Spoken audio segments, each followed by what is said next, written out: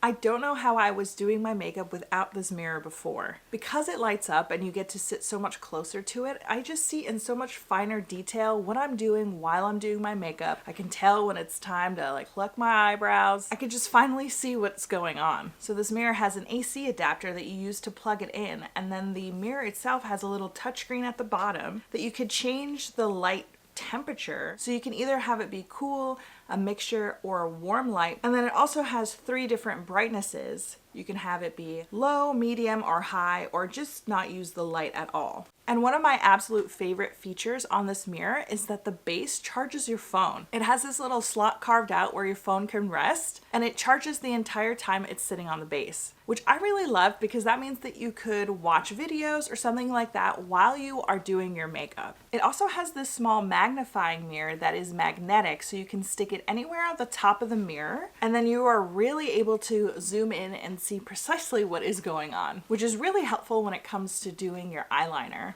And I also love that the mirror tilts because then you can just have it in any position that works for you. This mirror is super nice. I love it so much, and I really think that you're gonna like it too.